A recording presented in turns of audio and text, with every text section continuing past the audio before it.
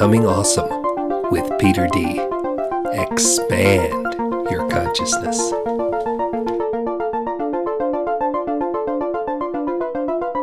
Welcome. I'm Peter D., your host for this episode of Becoming Awesome. Today we're going to talk about a really touchy subject, probably not best for children, probably not best to listen to if you're in a really agitated state. We're going to talk about clearing sexual abuse, child abuse, something that many of us have experienced, and more importantly, something the planet is trying to clear out. I've got my beautiful cat here with me, trying to get in another one of these podcasts. At least I'm not doing this alone. And that's the good thing to know, is that none of us are doing this alone. I was listening to Lorie Ladd, and I'm going to put a link below this video. You should watch that video. And if you're listening on audio, go to becomingawesome.podbean.com, and you'll see the link there. And she was talking about what it's like to alchemize, to clear the emotions that are being held on our planet, the programs, she calls them, that are being held on our planet, that are keeping us in a very low density. It's kind of tough because one of those programs that's coming to light, you're going to see it more and more with the different arrests that are taking place, is a massive sexual abuse scandal. And it's not a scandal, it's a tragedy. And it is very massive because it's not just something that's been going on recently. We have entire churches that span the world that seem to have been harboring pedophilia. So what I want to talk about is not just recognizing this, which is very important, but clearing the energy from the planet. In Lorie's video, she was very blunt about how she was on a trip and she was in a different locations, and she kept getting this compressed feeling, caged feeling, like she had to leave, and she felt like she couldn't speak out and say what she needed to do. She was channeling or picking up the energy of all the children who've been trapped and abused on our planet. And once she realized that, she could just give herself the sovereignty and the permission to do what she needs to do, and then to let it out, and to cry it out, and to feel it, because that awareness and that emotional movement, she calls it alchemizing, which clears those energies from the planet. I call it, once something fully expressed, it's released. And you release it from you, and you release it from the collective with everybody. This is a very hard thing to do, but I wanted to post this video as soon as I could, this audio as soon as I could, so that those of you who get in touch with this knows that these feelings that are weighing down on you, they might be yours, but they're also part of the collective. And it's important to recognize what's going on in our collective so that you can then be the catalyst to clear it. Now, many of you may be saying, well, why me? Why do I have to be the one to clear this? And the reality is we volunteered for it. We're not on this planet by accident. We're not here at this time by accident. We stood in line and, queued up for our position to get here at this special time. Billions and billions of souls did not make it who wanted to be here. So this is not something that we're doing lightly. And it's something that is very deep and very profound. Now, I know I'm kind of talking about this casually. I'm doing this without a script. Usually I spend hours preparing before I do a podcast. But I wanted this to come from the heart. And I just really want you to understand that this is something that touches us all, whether or not we've experienced it. I've experienced it. I was sexually abused as a child, an infant, and again in my toddler years by my mother and an uncle. So I understand what that's like, and I understand the course that set me on. I'm going to talk more about that in a while. But I just want you to know that I'm not sitting here giving you some kind of talk without any experience here. I'm not giving you any kind of prescription about what you should or shouldn't do. I'm mainly trying to share my experience, my strength, and my hope, so that all of us can draw from each other's experience, strength, and hope, and all of us can move to the better place we want to see on this planet. So let's just dive into what's going on here. Because so much is clearing, and not just with child trafficking and sexual abuse. I mean, we've had the Me Too movement. We saw how wonderful that's been, and that's just the beginning. We see in Black Lives Matter, and whether you're on the side or not, that this is a front or not, there is serious racism on the planet, and that program needs to clear. And a lot of different programs are clearing right now, so you may be waking up feeling the weight of this on you, especially when we had the rages of the mass shootings before the recent coronavirus crisis. And whether you get into whether or not that was planned or organized, that's a whole other topic to discuss. But for a while, we had all these mass shootings, and they may have been planned or not as well. But when they would happen, they would hit the psyche of the country in such a way that we would just feel terrible. And many, many mornings I would wake up, or my wife would wake up, and we would just feel so weighted down. We don't attend to the news because we know that's programming to be fearful. And then when we would get around to seeing something a day or two later, we'd go, oh, another mass shooting. No wonder we were feeling that. Now, we've been at this long enough to know that when we're feeling these things, we can clear them. The only way through it is through it, so you fully experience it. And you're never given more than you can handle. You don't have to clear the entire planet. You just have to clear your piece of the puzzle. And that means sitting with it and expressing it in whatever way is appropriate for you. Crying, screaming, kicking, bucking, whatever you do to let it out, because the energy has been held in, and that imprinted energy can stuck and then attracts more, and that's why we lived in low density for so long. We're clearing that and we're moving to a better place, but you have to actually step up and do your part. And it's not an easy part to do. It's what we're doing, what you're doing, what I'm doing, what Lorie is doing is so brave, so important right now. Let me tell you a little bit about my experience, and then I'm going to tell you a little bit about what's been happening recently as a result of me working to clear the experience. I told you I was raised with abuse, okay? And for a long time, those were suppressed memories, and so I expressed myself in my later teens and college years and early 30s as a drug addict and alcoholic, because it was the best I could do to survive. As I cleared those out, I started to realize I had to deal with the emotional causes of those problems. It wasn't enough to just stop the substance use. I had to go to what was causing it. And that's when I started having memories, which of course were denied at first when I confronted my mom with this stuff. She denied. But I knew it was true because eventually she said, look, I'll pay you money if you never talk about this again. So money was her god at the time. And it's kind of funny. I have a good relationship with her now, and I talk to her all the time. She's kind of cringing with embarrassment, but Mom, this is what happened. I'm just telling the story. There's no judgment here. So I knew that, I'd hit some of the truth when she offered to buy my silence from me. But of course, I wasn't going to go there because I needed to clear myself. So I started a lot of stuff of emotional release and uncovering my memories. And I came across some very, very interesting kinds of memories, which, reading books like Seth, reading books by Edgar Cayce, all those kinds of things opened me up to so many possibilities. Then one day my sister calls me up and she says to me, Peter, do you know that you and I have done this before? And I'm like, yeah, Suze, many times we've done this.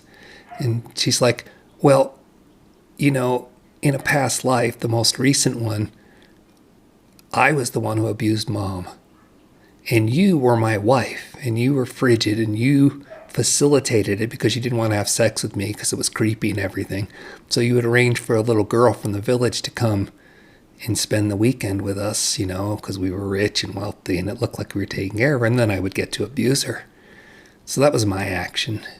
And it was clear to me from that point forward that there were many, many lifetimes where my mom and I traded abuse of each other. Okay, play the victim, play the abuser, back and forth, far back as it can go. So when I set on this course to clear this, it became very, very obvious that it wasn't just me I was clearing. I was clearing a whole relationship energetically with my mom, but more importantly, there was a bigger relationship, and this is the relationship to the one that we are, the one that you are, the one that I am. We are one. It's held in the collective, and that's what was being cleared. So I did my thing for a while, and that was good. Now, what was kind of interesting is as I grew more along my process and my path, I got introduced to the Oneness University. And I would go to India for a month at a time, live in this fantastic temple, and take classes there. It was quite wonderful. And one of the things they did is they would take us to the Ganges. Now, it wasn't real. It was just a metaphor. But we would go through the process of going to the Ganges River, diving in, and seeing all of our blue yuck. So they said, see the color blue just washing off of you. So think of whatever your problem was, connect with your divine, go in the river, have it wash away. And then we'd go to Mount Kailash and get new programs put in. So I would go to the river all the time just to clear. And then after a while, my mom would start showing up. She says, I want to go to this river. I'm like, what, Mom? You thought all this stuff was crazy when I first started doing it, you know? And it's just quite funny. My mom, now shows up when I do processes and says, ooh, bring the family. And so I would go into this clearing, not just the relationship with me and my mom, but with my ancestors. One time we... here in New Mexico where I live, I was getting ready to do a process to clear out any problems on the female side of the lineage. And I invited a bunch of friends to come by, and we were going to all make an offering and do blessings and then dive in the river together. And the night before this happened, I see my friend Cassandra, who's just the most beautiful, beautiful channel. I love her. And she says, your mom won't stop talking to me. And I'm like, what? And she goes, she's just screaming at me that she needs to come to this process with us. And I'm like, yeah, that's kind of like my mom. She's pretty forward and strong. She goes, well, I'm going to have to set some boundaries. And I go, please do. Anyway, Cassandra and my mom now have a real good relationship. They talk all the time. And so I asked Cassandra when she was channeling, I said, Mom, why do you like the Ganges? You're like, we're all about Jesus and everything. And she goes, oh, it doesn't matter what river it is, Peter. Jesus would take people to the river and baptize them. That's all you've been doing is, bringing that in. I'm like, oh, so this is very, very cool. She was adopting the Ganges and Jesus.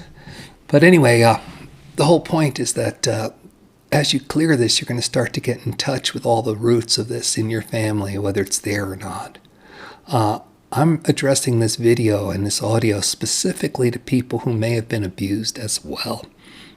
I remember listening to Lorie and she was talking a little bit about when she was a child, she was abused quite a bit, and she would just disassociate and go up to the spaceship, and that's how she started learning she could communicate. And now she has this great relationship with a lot of extra dimensional ETs, and they become our guides and teachers, and she helps a lot of people, and she helps me a lot. But I started to notice that similarity. Maybe it's not an accident that I was abused and I'm going through all this stuff. She was abused and she's going through all this stuff. I think some of us carry the energetic signature. Some of us came into this life saying we're going to take on this piece of karma, because karma's not just, oh, I did this in the past. Karma's in the collective, and we kind of pick and choose like we're going to a parts store when we come in to be born. I think some of us chose this karma so we can clear it. So if you're being particularly hit hard by this right now, it might be a sign that you've got some stuff inside of you that you need to look at your lifetime to clear, that then open up some space that you can clear this for the collective, because that's what we're all doing. That's what we signed up for. It is truly the great work. And so it kind of makes it hard, but it all starts by looking in the mirror, and it's kind of difficult at first, but you understand, I am one, you are one. I'm the one who was abused. You're also the one who was abused, right? I'm the one who did the abuse. You're also the one who did the abuse. And I'm not talking about this physical life when you did things. I'm talking about how it gets expressed in the collective and the part that we are a one. For me, at early ages, I had fantasies of being whisked away by aliens and taken and being sexually mated. with some girl I was attracted to or something. So it was kind of like a forced sexuality thing. And I'd have those fantasies when I was like 11, 12. I don't remember exactly. So it's very early age. It was this whole thing about getting away and stuff. And two things came out of that. One was a lifestyle of, being attracted to abuse and dominance, which I'm going to talk more about in a second. But this other part that I thought was very interesting was, I never really paid much attention to that. I always thought that was just kind of a thing that I did to get escape, right? It was my way to escape a bad situation. What if I really was on those spaceships? And it wasn't quite the situation that I thought it was, where I was being, captured and herded and more abuse, and being mated and stuff like that. So when I checked in about that, and the best I can get, because it's still kind of a jumble what I'm going through right now, the best I can get is, Peter, it wasn't what you thought it was, but it was the access. It was the idea that you are bigger than all this, that this is a deep pattern, and that you, at an early age, knew you were going to be on a course to settle it, and that when you got to this point in your life, these seeds would be planted, so that not only would you have the resources, but you're not alone. What you thought was abuse was really harbor, safe harbor. And I'm not trying to say this like I'm Stockholm Syndrome or something, trying to make excuses for my abusers. I'm not saying that. I'm just saying that what came down was to plant a seed of resilience and awareness and understanding about the global, superconscious nature of what is taking place, and this clearing is taking place. Now, this set me up, though, for a lifetime where at first I would always fantasize about being abused, right? I'm like, why would I do that? And then suddenly in college, it just flipped on a dime one day. It just, no, I was the abuser. And then I set up a whole lifetime of seeking out pornography and stuff like that. Never really acted on it. It's just like kind of gross, but fantasy-wise, of course. And of course, it messed me up with my sexuality. I won't even get into any of that. Thank God I've got a loving life now, and I've done enough to create a relationship. That's pretty darn good. But what's interesting is I would seek this stuff out, and I would just keep programming myself. And then that would lead to, as I gain consciousness and awareness, that would lead to guilt. Oh, God, I did it again. I still fantasize about this. I still desire this. I still want this. Okay? And I realized that guilt was part of the system to keep me trapped. That what was really going on was deep-seated programming, firewall programming, that there was no other way for me to live except as the person in this cycle of abuse. Be the abuser, get abused. Be the abuser, get abused. All right? In this great awakening, I started to realize that everything I've been taught has been a lie. I mean, I teach media literacy. I know how they lie to you with products. I know how they're telling you stuff. I know how all the health stuff that's marketed on TV, most of that is crap that keeps you sicker. I understand all that, but it was hard for me to get, oh my God, this one's really deep, that all my programming, including my sexuality, my concepts of love, were influenced as a small boy, where I was watching, which was basically 1950s sanitized pornography. Get the girls with the big chests and the tight dresses, and they would just be playing the dumb role while guys would take advantage. And that's how I was raised. That's what the media gave me.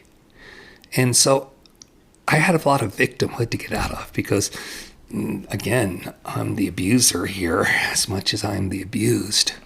And it was a very, very stuck cycle that was very difficult to get out of and to see. So recently I've been going through that. And then, of course, just very, very recently, I started feeling all this energy come up in me. And when the Kundalini rises, the more you do this clearing, the more your Kundalini will rise and eventually go into orbit. Then if you spin the orbit in opposite directions, you can start to bilocate and do all kinds of cool things. But anyway, a lot of times the Kundalini rises in me and I get all worked up and I'm like, I just want to release it. And I'll try to seek an orgasm, which means seeking out the pornography so I can go through that whole mental cycle again and get the release that I've been programming myself to do for decades. Anyway, that's been happening the past few days, but I haven't been going there. I haven't been letting myself go there. I've just been sitting with it, saying, I'm going to sit with this. And then boom, Lorie Ladd drops her video and I go, this is no coincidence. This is up on the planet now. I'm feeling it in the ways I was feeling it. here's opportunities. I've been reminded by Lorie to release it, to let it go. And that's what I was really, really interested in. I thought it was, again, no coincidence. That's how beautifully the universe works, the synchronicities and everything. So that was kind of interesting to me to see this process unfold. Another interesting thing is a few weeks ago, I teach spiritual classes every so often. I'll offer the Course in Wonders with me and some of my colleagues who, just fantastical, wonderful stuff. Try to become a subscriber if you want to, or follow, or whatever, and then I'll put notices when the next course is being offered if you're interested in that kind of stuff. But I was taking the class through a process where we were clearing relationships with our children.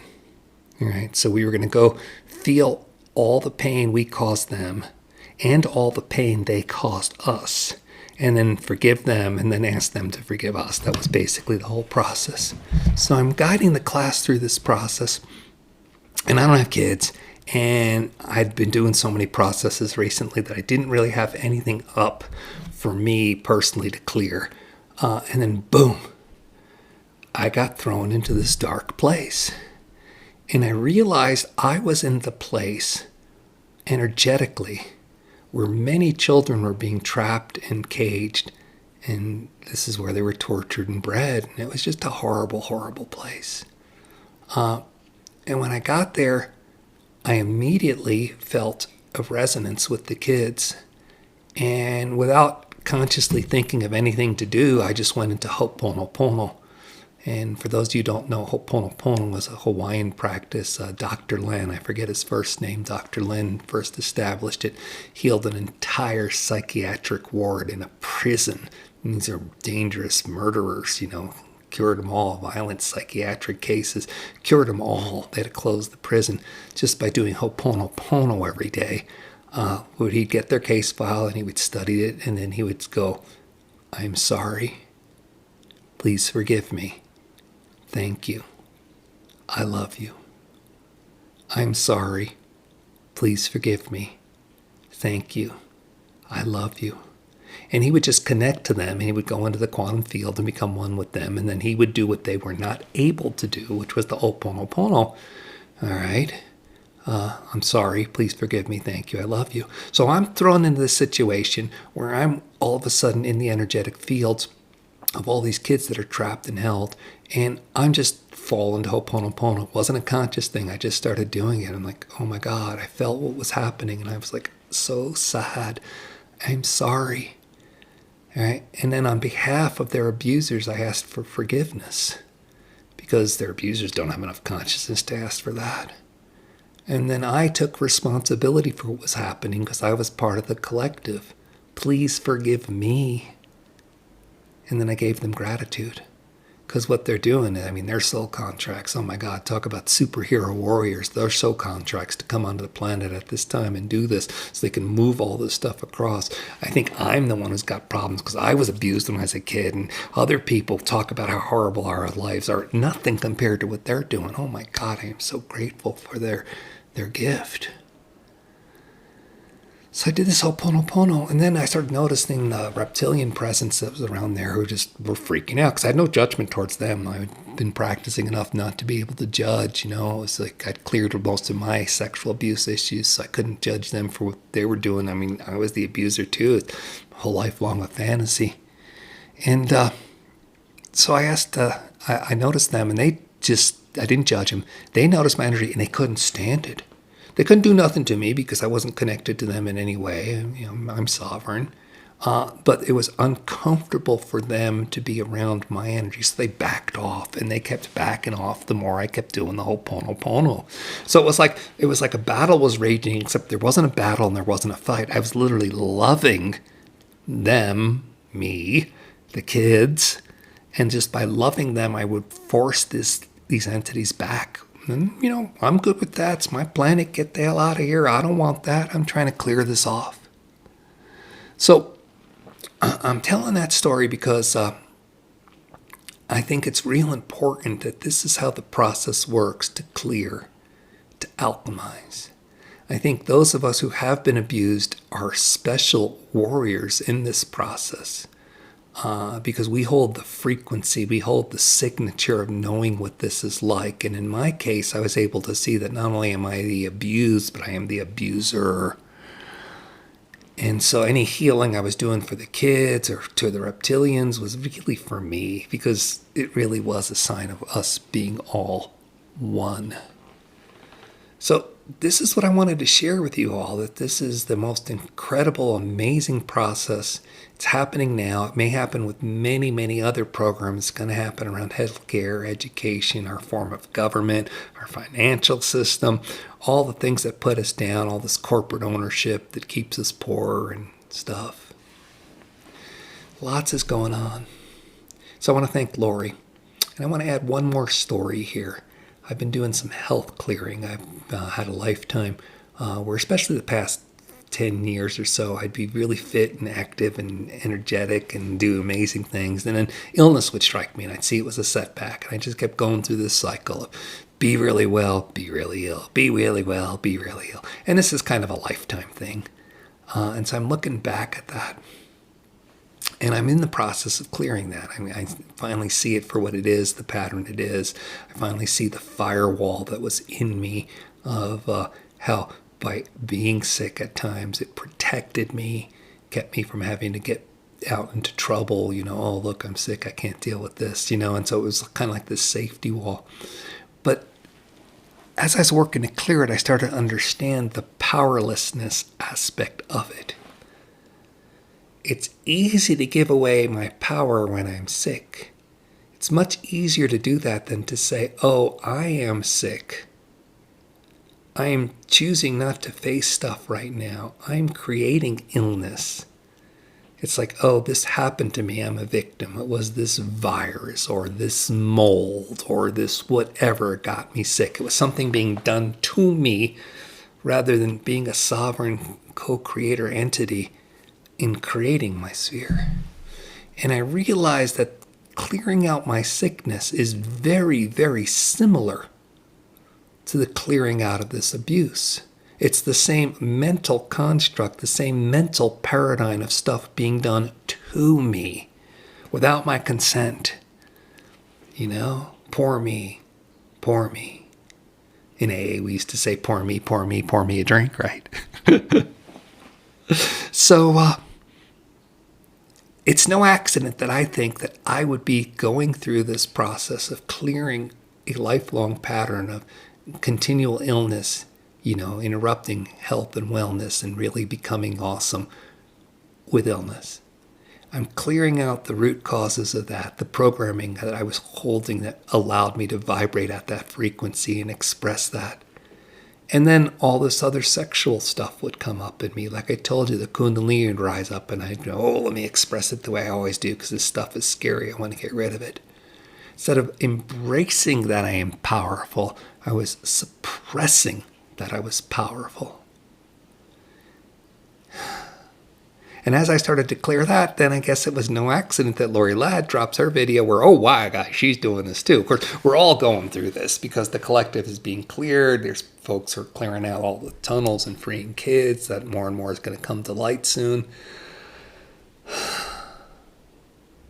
So I'm just wondering, I'm just sitting here in wonder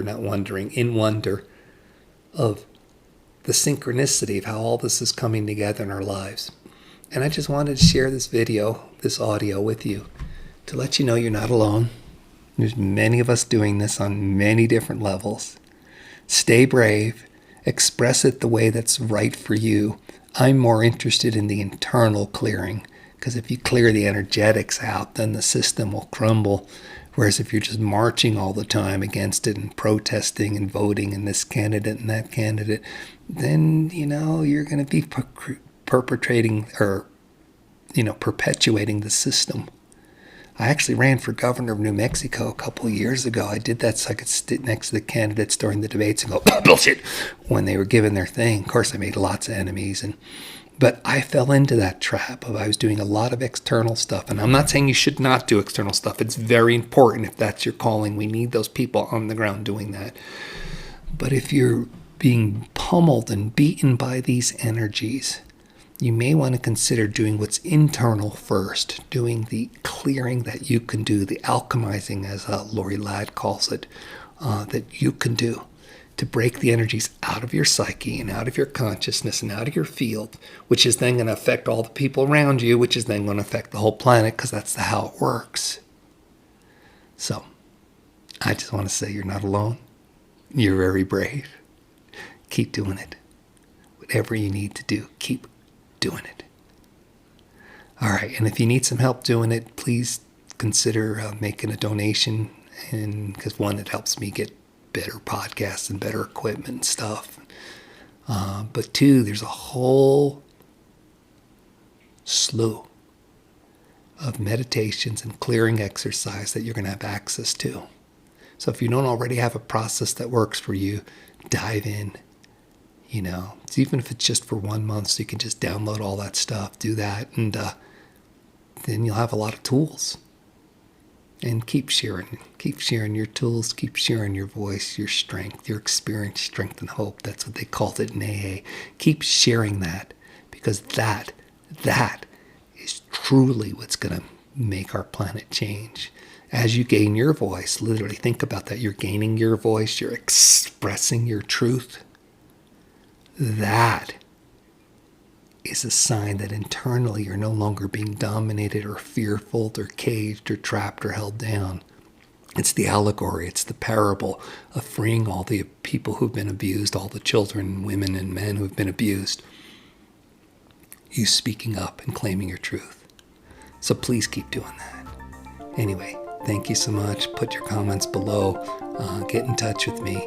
And if you want to talk one-on-one about this stuff, many blessings. My heart to yours. Much love.